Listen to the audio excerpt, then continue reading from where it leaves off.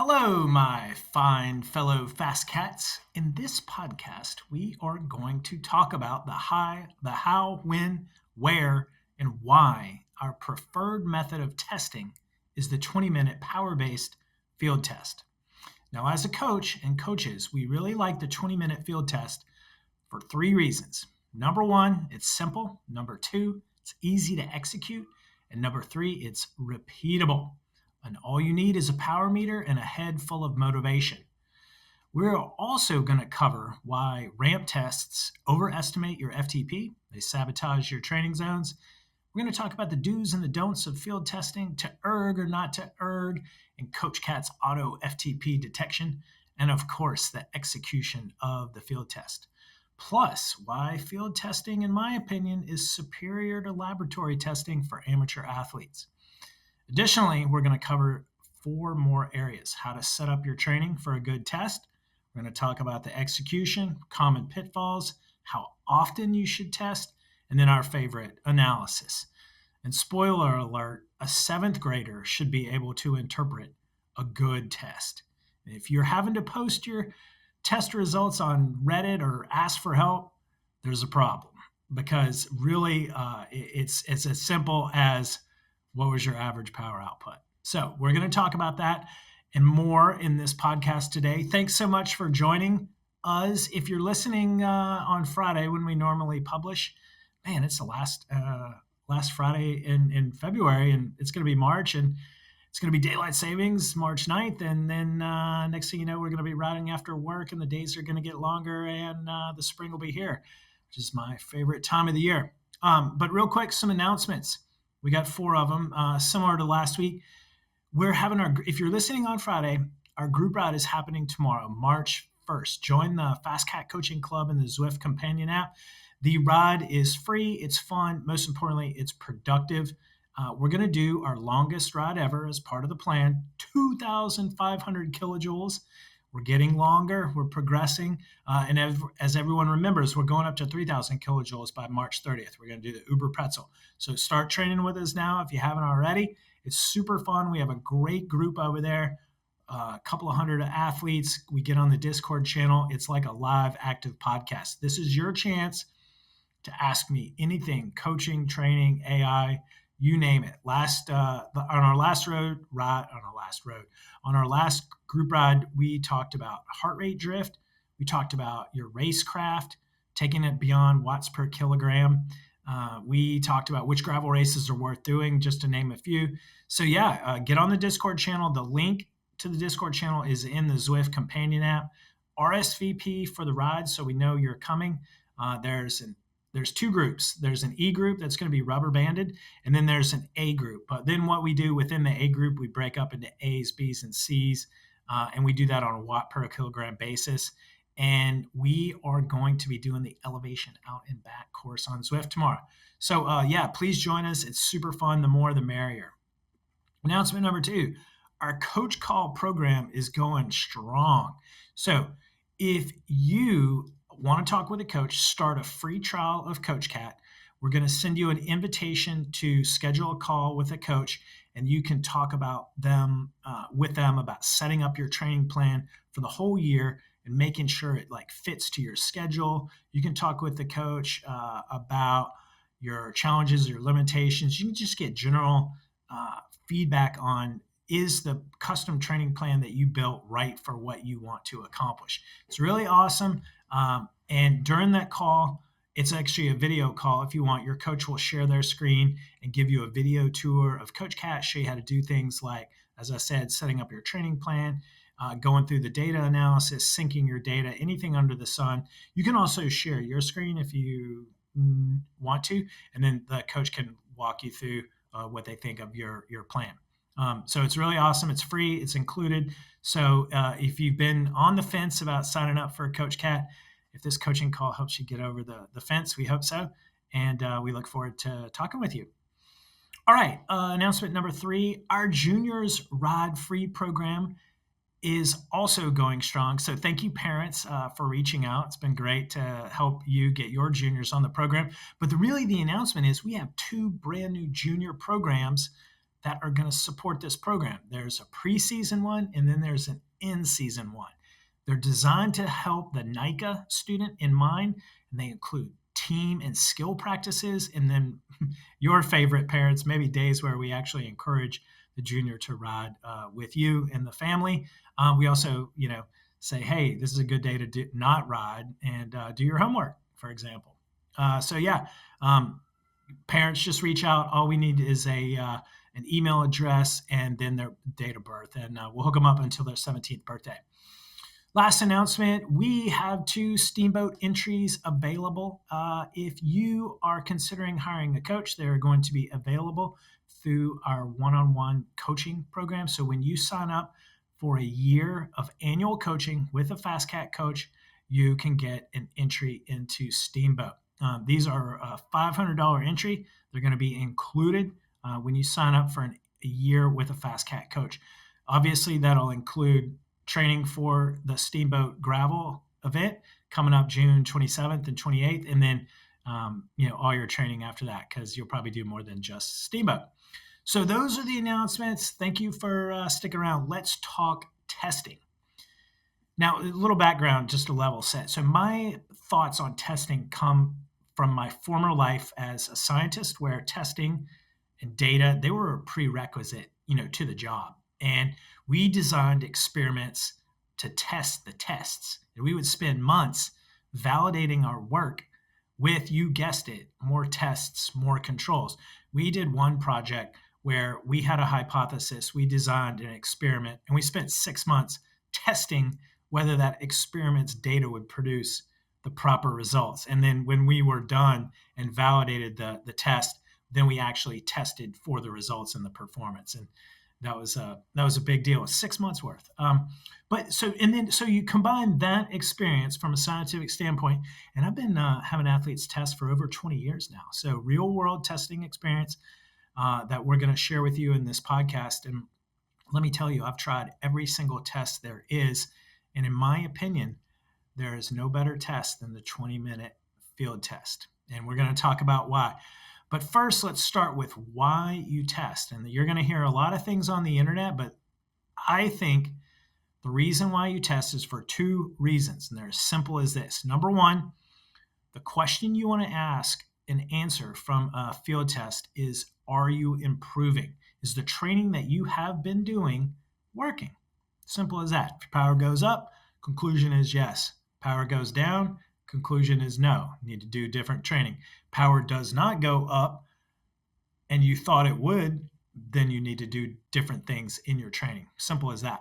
Number 2, it also updates your power-based zones so you can achieve precise physiological adaptations from zone-based training. That enables you to do sweet spot, enables you to get threshold adaptations, VO2 max adaptations, zone 2 adaptations. Having a properly set threshold enables this. And if you don't test enough, you may be missing the mark. So those are the 2 reasons why we have people test. Let's get into the second part, which is the types of tests there are. Now, as you know, we prefer the 20-minute. But let's start with lab tests versus field tests. So you can go to a lab, you can pay $375 or $400. You can, wrestle the plastic octopus, as it's called, where you put, you measure your respiratory gases, you have your nose clipped. It's an awful experience. It'll, give you your fat max, your respiratory gases, it'll kind of, it's really good. But you can't repeat it out in the real world. They're repeatable, but then you got to pay again and you got to go back again. So there's that. Most lab tests also will have you do a ramp protocol, which, as we'll talk about, overestimates your power at threshold. It also is not good for beginner athletes who are just not used to digging that deep. We used to use an MLSS test, which is a maximal lactate steady state test. But before I begin to that, I should mention from 2010 to 2015, we ran an exercise physiology lab in Boulder at the FasCat Performance Center, brick and mortar. I spent $25,000 on a Parvo metabolic cart, $12,000 on a YSI lactate um, device. And I mean, we had all the bells and the whistles. And funny story, we would test someone, we would charge them money, we would, tell them their results, and then we would say, oh, okay, now go do a 20-minute field test up left-hand canyon to get your power-based zones. And athletes would look at us and be like, what you talking about? And we were like, yeah, you got to get your power-based zones. And many of them were like, well, I just paid you money to tell me that. And the thing is, we could give you your laboratory threshold. We couldn't give you your 20-minute threshold. We couldn't give you your power-based threshold. And so really, one of the conclusions of those whole 5 years was power-based testing, when done properly, is as good or better than laboratory grade field testing for a lot of amateur athletes. And so when I shut down the performance center, all of our athletes, they didn't miss a beat because they just kept on, field testing.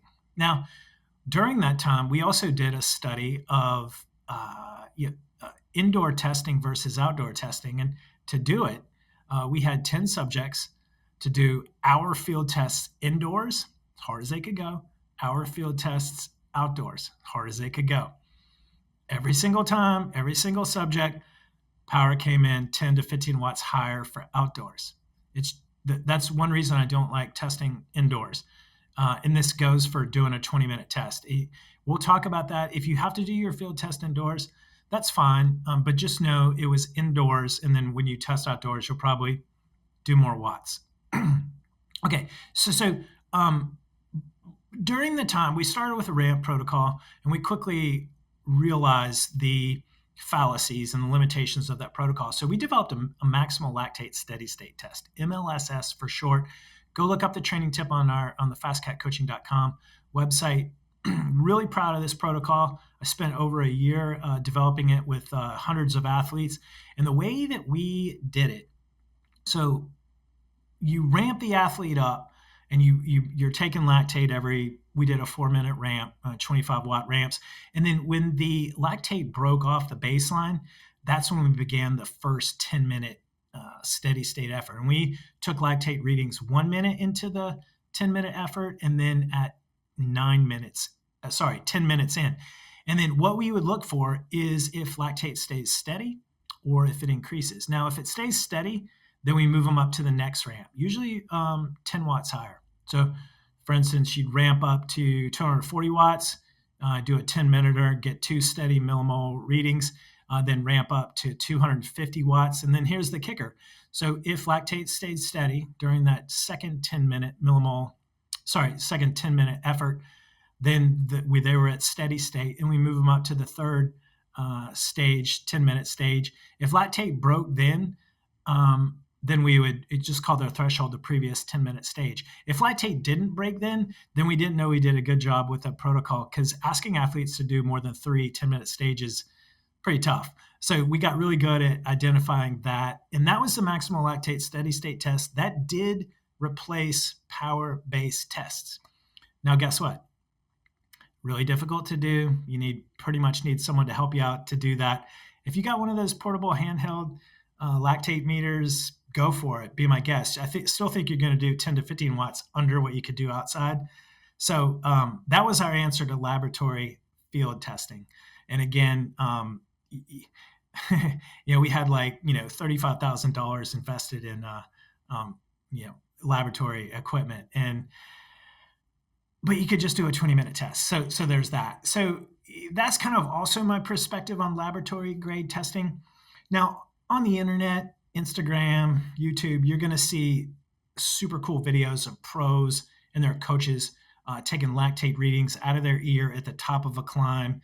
And that's really cool, and it makes for a great Instagram post and all. But I guarantee you, when those athletes and coaches look at real performance, they're looking at their raw power output from their race data during their time trials, and when they give it as hard as they can from the bottom to the top of climbs in a race. At no point during the season do they look back and say, remember when you were doing 389 watts at 5.8 millimoles when you were at training camp? Just doesn't happen. That's not to say doing preseason lactate is wrong. I just don't think for the amateur athlete it's not that necessary. Just pop off a field test, get that number, move on to the season, and compare your 20-minute efforts from your field test to your race data. Which leads me into what type of tests you should do. Again, once you're out in the field, there's all sorts of tests. And we kind of already talked about the ramp test. It overestimates. 60 minutes, like we did in our one study, it's just really hard to ask an amateur athlete to do that and to do it well and to concentrate that much. I also am concerned about that as a coach because it uses up what I call a mental marble. A lot of athletes, even pros, they have a finite number of mental matches they can burn in a season, and you don't want to waste any of those on a field test. And a 60-minute certainly does that. So we really don't want to do that, and that's why 20 minutes is a much less ask from a mental perspective. And personally, I give about two field tests a year per athlete per year. And the reason why is because I use their race and their competition data once the season starts. We'll get into that in a second. But I really think 20 minutes is a Goldilocks duration. It's not too short that it overestimates. It's not too long that it's cruel and inhumane like the 60-minute. And it's very specific to a lot of the types of training you're going to be doing. 3x10, 2x20, 3x15, whether it's sweet spot or threshold. And so you just have like a really accurate and precise understanding of what specific wattages to be in from your field tests. Ramp tests, they've been popularized by smart trainers because they work really well from an erg mode standpoint and precisely ramping the athlete up. And the genesis of that, old schoolers, old timers. So, anyone that's not, worked in an exercise physiology lab before smart trainers came along, your ergometer would consist of these, like a Monarch ergometer. It was, they were like these $20,000 laboratory grade exercise bikes with a crazy, triangle saddle. The fit was bonkers, but it was an ergometer, and physiologists would use that to control your wattage, and they would administer tests that way. When we set up our exercise physiology lab, that was right when smart trainers were coming up, and so we started off using a CompuTrainer, which a lot of labs did at that time, and then we graduated to the Ceres Cyclops, the Power Beam, if anyone remembers that. And then we graduated up to the Kicker, the first generation Wahoo Kicker, and we could just program in 25 watts, ramp right up. But so the thing is, and now you can do that at home with a ramp test, but it just doesn't get around the fact that athletes that are experienced and have a well-developed anaerobic system, they can really dig deep and kind of fake the test. They can fake it out and it overestimates. And then new athletes, they're like, you want me to go that hard for that many stages? They do like one hard stage and they're done. And so a lot of inaccuracies on the ramp test. And honestly, if you get a really motivated athlete that digs super deep, that's a mental match right there. And I don't like for athletes to use that up in training.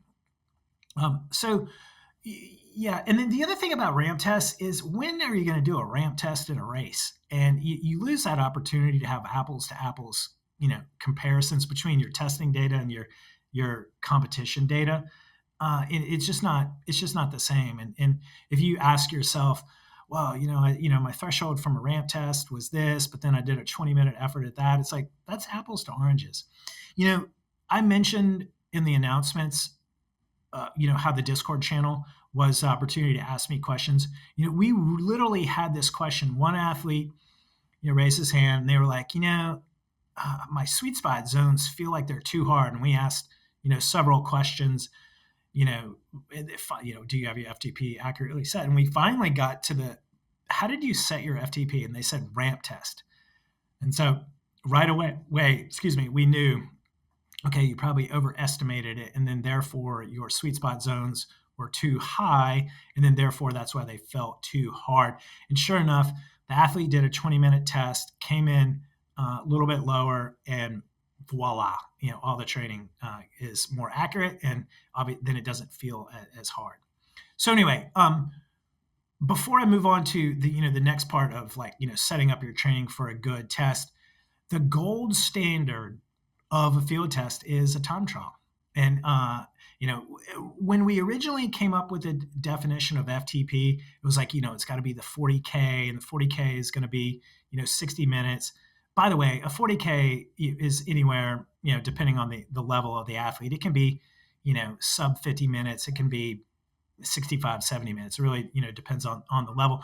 Then the FTP it's gotten a lot of flack, in the 20 years since it was come up. It doesn't have to be 60 minutes. And that's why I say a time trial anywhere from 20 to 60 minutes. Now, the assumptions you're making of why that's a good test is because you assume there's a number on your back, it meant a lot, and the athlete went as hard as they could. Generally, when there's something at stake, like a result in a competition, you're going to dig a little bit deeper, maybe 5-10 watts more than you do in a field test. I haven't met that many athletes that will dig deeper in training than they can during competition.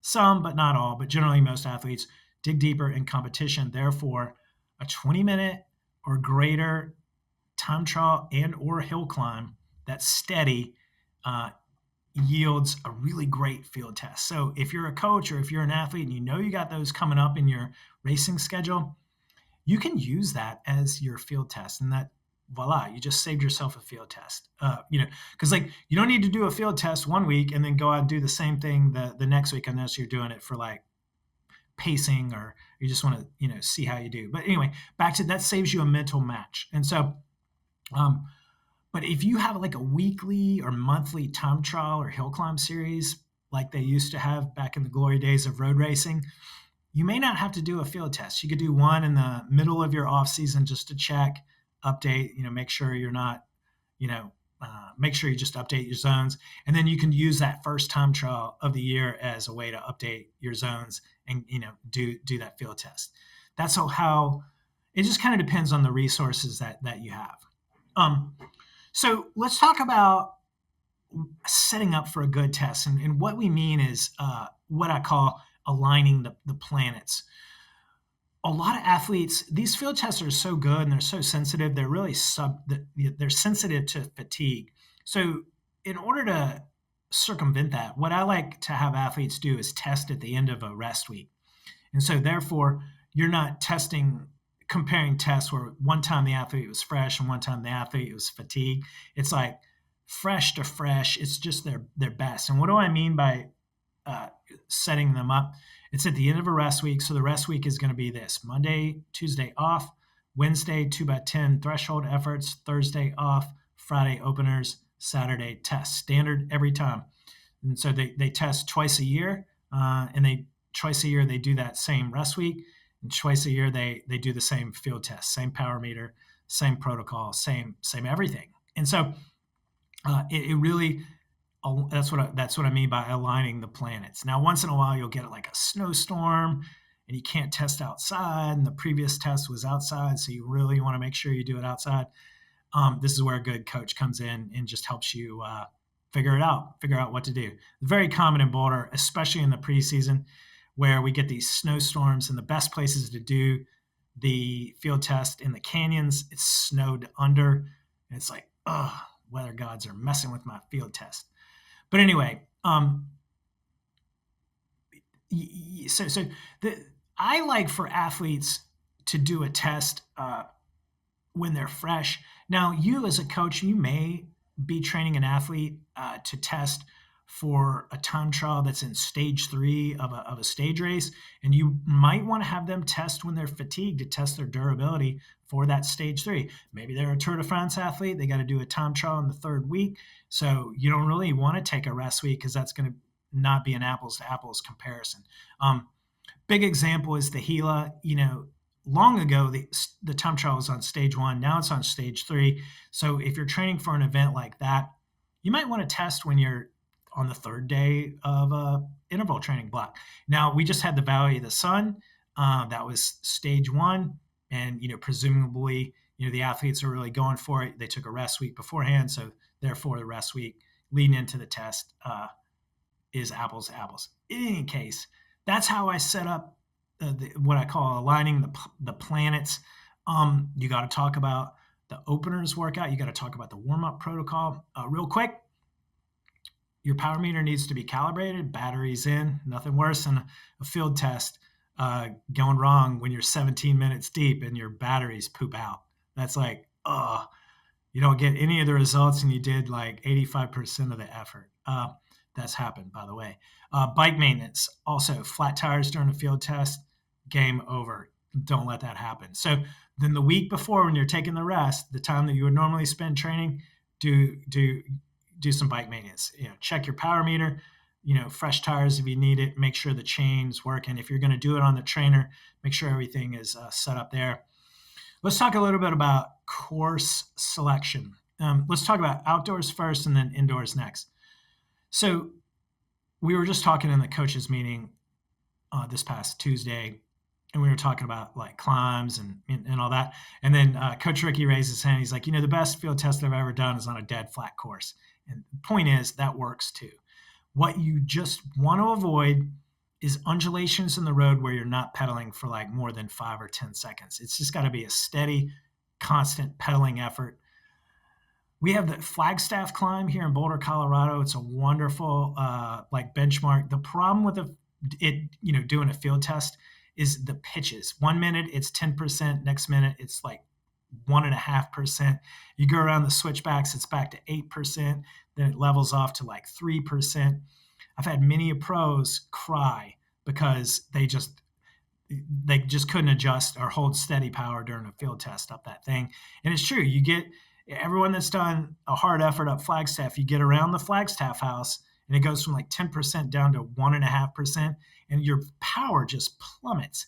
And you can shift down, you can try to get on top of the gear, but it just you're just fighting the test the whole time. And so just to keep using Boulder as an example, point is a steady place to just deliver constant power output, like your smart trainer, which is viable these days.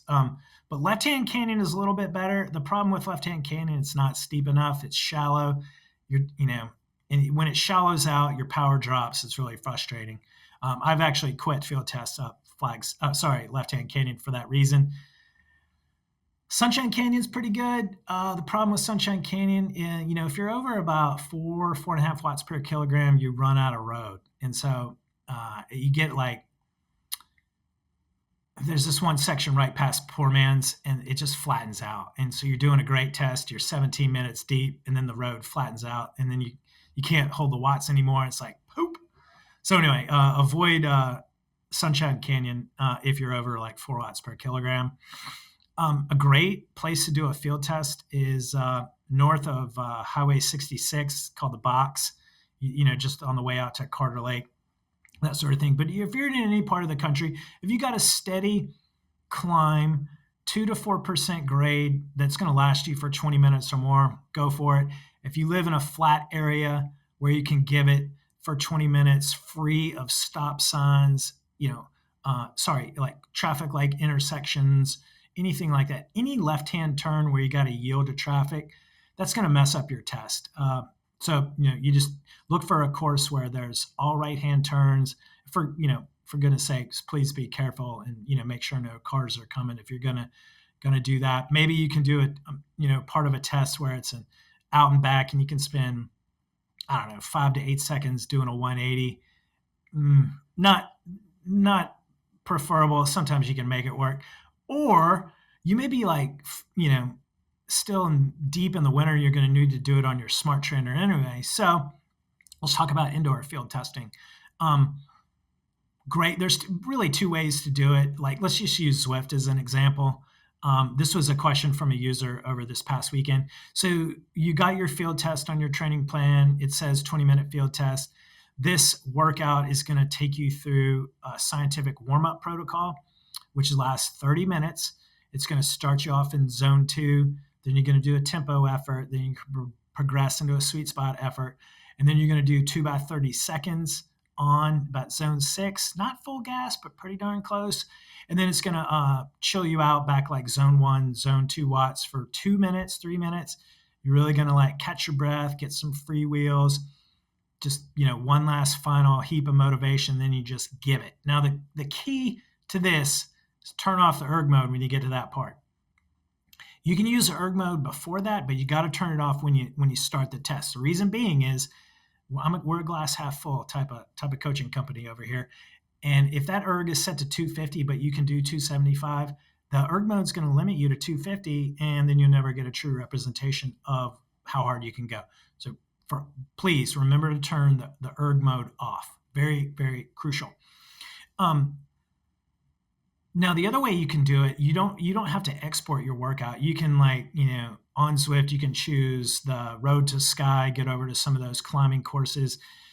You got to just make sure you get enough time to do your ample workout. And then just like you do outdoors, you start the climb and you just start your test, and you're just keeping an eye on the timer. Old school, you're going to, remember what minute you started the test. Say it's like 25 minutes, and you're going to go as hard as you can to 45 minutes, and that's it. Then you just look at your average power from that test, and wha-bam. Those are the two ways to do a test indoors. Obviously, you got to have the fan going. You want to be well hydrated. You want to, in terms of nutrition, basically treat this field test like a race. It's a good dress rehearsal for your upcoming races. And so when we talk about that, go all the way back to the 24 hours before, carbohydrate loading, being well hydrated. Definitely go ahead and eat a little bit more than you normally have. Treat it like a race. Eat a well-portioned carbohydrate dinner. Get up in the morning, be well hydrated. If you're doing your test at 10 a.m., treat it like a 10 a.m. race start. Good carbohydrate breakfast 3-4 hours beforehand. You can even have a gel 15, 30 minutes before the test if you're concerned about topping off your glycogen stores. Once you get into the test, you don't need to eat. It's 20 minutes. Just dig in, concentrate. Maybe a sip of drink mix, but you're not going to dehydrate yourself or, use up your glycogen stores in 20 minutes. After the 20 minutes, definitely hydrate and, eat again. When done properly, a field test should render you feeling like laying down in the ditch or on the side of the road or getting off your bike and just taking a moment. That said, if you feel like doing a fun, sporty ride after that, you probably didn't go hard enough. So I tell all my athletes, if this is a max effort, it's a true test of your physiology and your mind. And the only way, this is getting into the common pitfalls. I'm skipping ahead a little bit. A big common pitfall is just not going as hard as you can mentally. If you kind of lollygag it from 15 to 16 minutes and you back off a little bit just because it's hurting, that confounds the test. I tell athletes if you go as hard as you can and you concentrate and you give it all you got from minute 0 to minute 20, you did it right. It doesn't matter if your power undulates or, goes lower or higher. If you were going as hard as you can, we can just take the analysis and the average can take care of the rest. What we need to know, did you go as hard as you can? That's it. We definitely assume you did, but it's always nice to ask, especially if there's like a lag or anything. What we see a lot with athletes is a nice plateau shaped graph. And then you get closer to the end, the power starts creeping up, and then the power starts creeping up more. And then the next thing you know, they're doing like zone 6 watts in the final minute. And in the post-test download, you're like, hey, what was going on there? And they're like, yeah, man, I felt great. I really gave it. And it's like, oh, you know what you want to do is take that energy and use it for the previous 19 minutes so that by the time you get to 19 minutes, you're going as hard as you can, but you can't really increase your power too much more. If you can, that means you just left some watts on the table during the test. Now, the other thing we see, which is another common pitfall, is athletes going out too hard. Now, this is where you're making incredible watts the first 2 to 5 minutes, and then it gets hard. You start feeling it, and you're like, oh, woe is me. And you back way off, and you kind of try to semi-recover, and you kind of get back in the rhythm. It's just and then next thing you know, you might like ramp back up a little bit, But the point is, it's the same thing as a time trial, you're just going out too hard. So the way to get around that is proper pacing. That's what we're talking about, proper pacing. So the number one rule of a time trial, don't miss the time trial start. But number two rule is don't go out too hard. How do you know what is too hard? Now let's go back to the planets are aligned. And if you're listening closely, you remember on Wednesdays we have athletes do a 2x10 super threshold zone 4 effort. Why do we have them do that? Well, it's a great way to just kind of prime your system, get used to doing some threshold efforts. But from the analysis, we can take an analysis of those 2x10 minutes and give you your pacing guidelines. Because what we do, it's 2x10 minutes on, 10 minutes on, 5 minutes off, 10 minutes on. You can take the average power from the start to the finish. That's your minimum wattage. That's exactly what you should start at. And so say that's 250 watts, but say you did like your 10 minuters at like 280, 290, but from the whole 25 minutes, 10 plus 5 plus 10 was 250 watts. So start there. Do that for like the first 2 minutes of the test. And it takes about 2 minutes. You might feel it after a minute and a half. You might feel it after 3 minutes if you're really fit. But just start at 250 watts. If we get really good data from the 2x10 and you did like 280, and you're like, yeah, man, that felt pretty good. That felt doable. We might give you pacing guidelines like 270 watts and say, hey, start there. That's really aggressive, but that you got to hold it for double the length of the 10 minutes. But we think you can do it. Just, you kind of have to feel it also. Doing field tests, just like time trials, it's always going to be a learning experience. And you're going to get done with the test and you're like, yeah, maybe could have gone a little bit harder at the beginning, or, it went a little too hard, or probably could back off a little bit. You're going to be able to answer that and fine tune your test by how it felt. Of course, when you analyze the data, but the point is, if you did 280 and 290 for your 10 minuters and you're going as hard as you can, at no point during your field test should you be north of 300 watts, because you're doing double length and you couldn't do over 300 watts for 10 minutes. You're definitely not going to do over 300 watts for 20 minutes, unless something miraculous happened in between Wednesday and Saturday. I've seen it happen. However, just pace yourself. Everyone's like super motivated, like hungry like the wolf when they start these, and super motivated. But trust me, that pain and that the going hardness, it rises and you begin to feel it in your body really, really quick. So pace yourself out easy. And then that gets you through the first 5 minutes. And then really the next 10 minutes is the journey. That's the chasm. You're crossing the chasm from the beginning to the middle. And then when you start getting to like 15 minutes, you can see the light at the end of the tunnel, and it's getting a little bit closer every pedal stroke. And you're going 15 minutes. So 5 minutes to go, 4 minutes to go, 3 minutes to go. Now, by the time you get to 3 minutes to go, you're slobbering all over the place. You're huffing and puffing. It hurts, but you're going to keep going. You're holding it. You heard on this podcast how Coach Frank said you got to go as hard as you can. You're going to, the best thing you're going to do is, you're going to quit, or get to quit after you've crossed 20 minutes. So you're really holding it. You're digging in, 2 minutes to go, 1 minute to go. Absolutely like blackout level of effort. And you cross the line. You start freewheel, and this is where you want to lay in the ditch or get off the bike indoors and just like huff and puff in that. So that's the level of the max. That's what we mean by max effort. So really give it there. And that's how you do a field test. Simple as that. So we talked about overpacing. One of the other things, common pitfalls to talk about, indoors to outdoors. That's apples to oranges. In theory, 20 minutes, it would work, but it's just in practice, indoor power is less than outdoor power. It just confounds the field test. And then the other thing that happens is you got two different types of power meters. So you got your smart trainer power, and then you got your power meter on your bike power.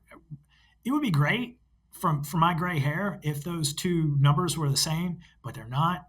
And so that's another confounding factor. If you're going to do an indoor to outdoor, try to use your power meter indoors and use the same power meter outdoors.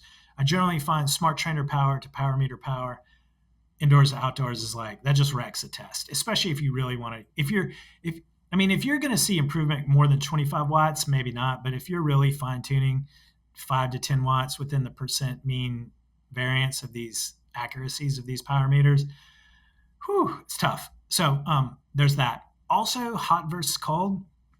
Out here in Boulder, when it's like freezing cold, there may be snow on the side of the road. That's gonna, it's something to overcome. Maybe you got like tons of clothes on, for your warm up and everything. You tend to overheat when that's going on, even in the outdoors. Cold and wet. I don't know. I don't know about y'all, but I just can't. Sometimes I can't make the watts when I'm cold and wet anyway. But same thing works indoors. Like if you don't have your room properly, climate controlled, if it's not below 68 degrees, if you don't have the fan, it gets all hot and everything. And next thing you know, you're backing off the watts and you're not giving it the full effort. So anyway, these are all the things we talk about when we talk about standardizing the conditions from test to test. Theoretically, you're doing it on the same bike, same nutrition status, same power meter, same everything. Even like different power meters, like don't get a new power meter, please. Like if you had a pedal-based power meter and you switched to a crank-based power meter in 3 months and you one test to the next test, it's like, oh God. But yeah, same thing, smart trainers. If you do an indoor test, just do your next test indoors on the same smart trainer. Reason being is it's fine. The power may be lower, but it's repeatable. You're going to see the difference between test 1 and test 2. And that's going to be valuable information to your training. It's going to answer question number 1. Is the training that you've been doing working? Did I get faster from it? Answer yes or no. Simple as that. I mentioned at the beginning of the podcast, if you have to post your test results on Reddit for explanation, you probably did the wrong protocol. A 20-minute test with average power, there's nothing to interpret. It's like my pal Yoda says, do or do not. There is no try. If you're doing like ramp test combined with a steady state test and, you don't know really when to give it or anything like that, I think there's too much to interpretation. There's too much variance when you go from one test to the next test. That's why doing like a 4DP, it's too much variance. You could go too hard in the 1 minuter and not hard enough in the 20 minuter. So I think a well executed test protocol is easy to execute, it's easy to interpret. Simple as that.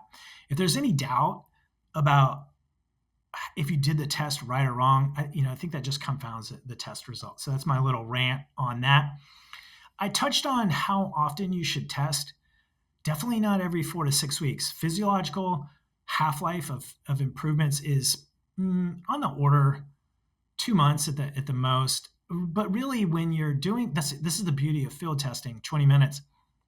You shouldn't need to test twice a year, and then you move on to using your race and your competition data. So a typical field test schedule is going to be, I like to have athletes, I don't even have them test before they do their 10 weeks of weightlifting or before they go into the weight room, like in the fall. Motivation is low anyway. It's like, why do you want to have athletes go as hard as they can? Then, it's a mental match. You don't want them, they probably already burnt all their mental matches from the season before. And then plus, it's just going to change when you get out of the weight room. So it's like, why are we even testing? So my general twice a year testing protocol is this: start training in the fall, winter, do 10 weeks weightlifting, get out of that weightlifting phase, get about a week into the base, maybe like the first mesocycle, 3 weeks on, 1 week off, bam, test, update your zones, do another 2 mesocycles of base training, end of the rest week, bam, test. Compare those 2 numbers. Did they go higher? Was the base training effective? Yes or no? And then you do maybe a block or 2 more of base training.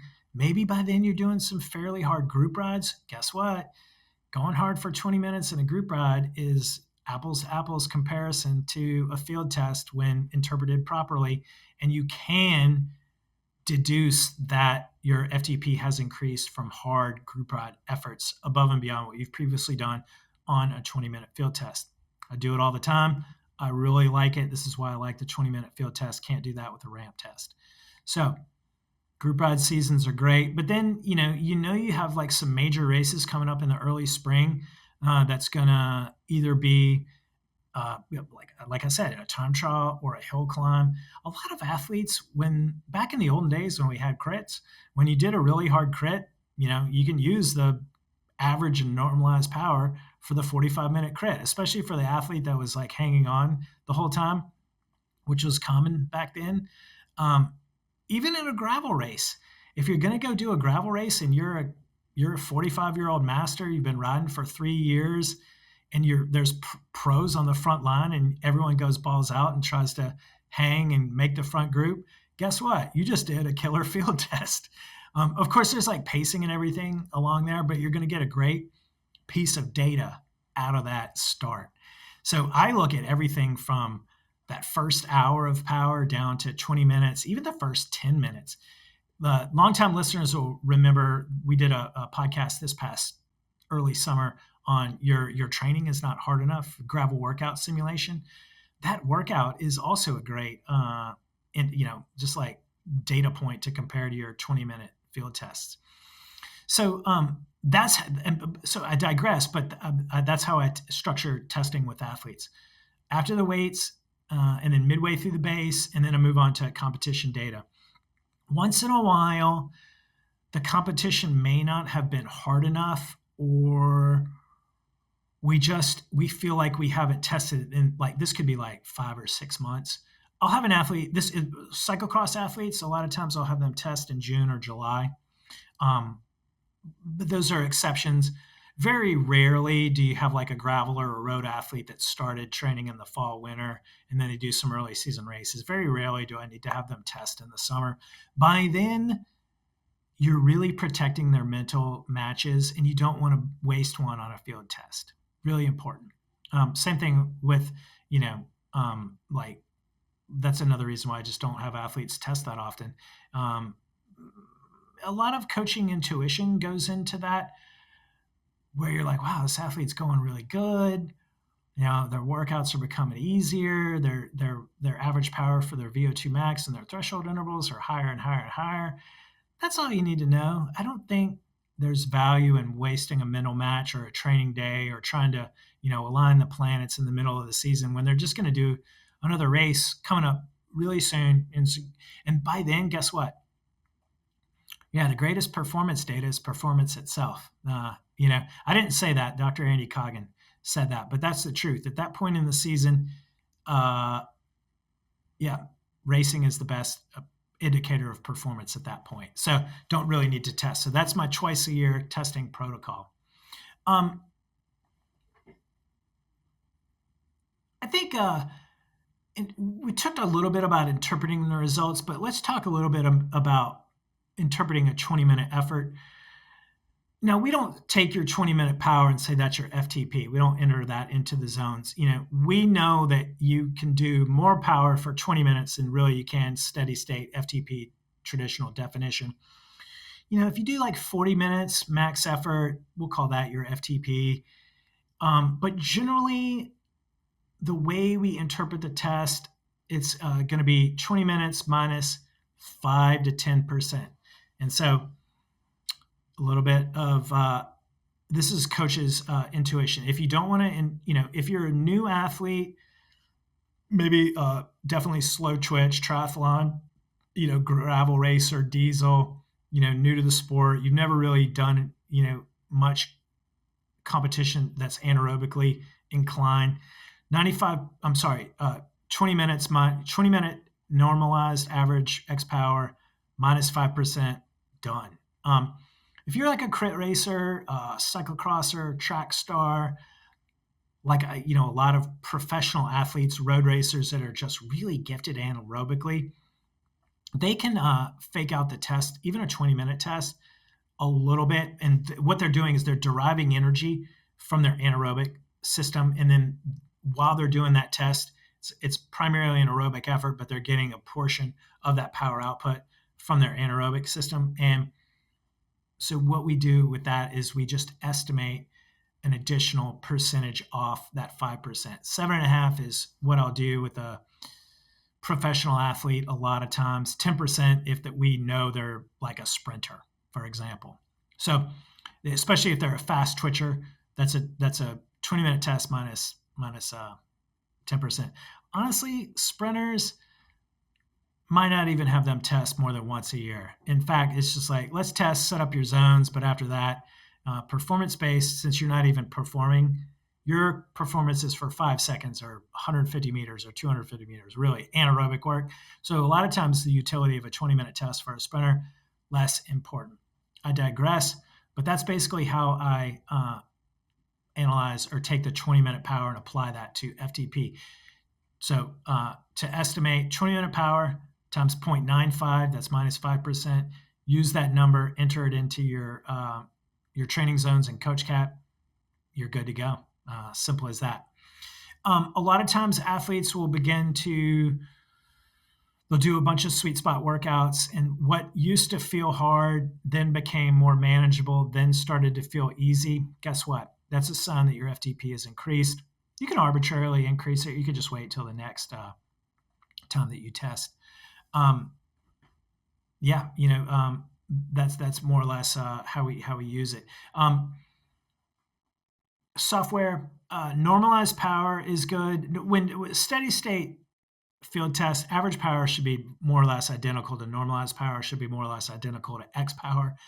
As you remember, X power is just our updated version of normalized power. We don't raise to the fourth power, we raise it to the third power. We find that's much more accurate to represent what the true athlete can do, and it eliminates like the normalized power busters. That's a whole different topic. But anyway, that's all you need to know. Average power output for 20 minutes. One cool thing about comparing field tests to like group ride data or dynamic stochastic road race or gravel race data, you look at like the X power or normalized power from 20 to 40 minutes, 20 to 60 minutes. And I find that's a really good indication. If it's higher than that 20-minute test, that's an indication that they're improving. We even recorded a podcast on that. I think it was I was way back in like 2019 when we were first starting to podcast, but that was essentially, I think it was using normalized power to estimate, to determine your FTP. It's totally true. We still do it to this day. Just we do it now with X power. Cool. So that is more or less testing in a nutshell. Key takeaways are 20-minute test is superior. It's repeatable in the real world. You really only need to test twice a year, maybe 3 times. Do not use the erg mode, please, for all things good and great. Turn that bad boy off. And the final thing is, don't go out too hard. Treat it like a race. But when you do the field test, your mental effort is as important as your physical one. Really give it, and that is independent of any level of cyclist you are, whether you're beginner or pro. You can just give it. So that is more or less the testing podcast, everyone. Thank you so much for listening. You may have questions. A great place to ask us is on our group ride tomorrow. Or you can reach out to us at help@FasCatCoaching.com. Or if you're on CoachCat, guess who you can ask? Coach Cat himself. In the chat, excuse me, in the chat, when you do a field test, Coach Cat is going to analyze your result instantly and let you know if your FTP has increased. Now, let's assume that it has. Say your FTP was 250. You do a 20-minute effort at 275 watts. Right away, as soon as you upload your data, Coach Cat is going to let you know that you set a higher FTP. It's going to do the math for you. It's going to put that new FTP in your training zones and that you're good to go. Simple as that. So if you want to get on that, you can start a free trial on FasCatCoaching.com/app. First month is free. You can build a custom training plan. And then if you want to save 50% when you want to commit to your training for the year, we'll give it to you. And that's awesome. But so point being, ask Coach Cat any and all of your questions. It's trained on the latest sports science, nutrition, information, and exercise physiology. And then also post your post a screenshot of your field test to Strava or tag us on Instagram. We'll comment on it. We got a new Discord channel that we use in the group rides, and the chat in there is going strong during the week. You can post your field test there and ask us what we think if you want some kudos or further clarification, even though I said if you have to post to Reddit, it's too difficult. Anyway, excuse me. That is all that we have this week. Again, group ride, juniors ride free, SBT entries with coaching. And yeah, that's all that we have. Next week, Coach Andrew and I are going to talk about training load. We're going to talk about the correlations of training load to your, okay, you guessed it, your threshold power output. We're going to talk about when to switch from base to race and just all things training load. So if you're listening to this on Friday, happy Friday. If you're listening to it any other time, hope you're having a great weekend and a good week. Thanks so much for listening. We look forward to hearing you back, and you know what to do in the meantime. Work hard, ride fast, have fun. And as always, FTFP. Thanks for listening, everyone.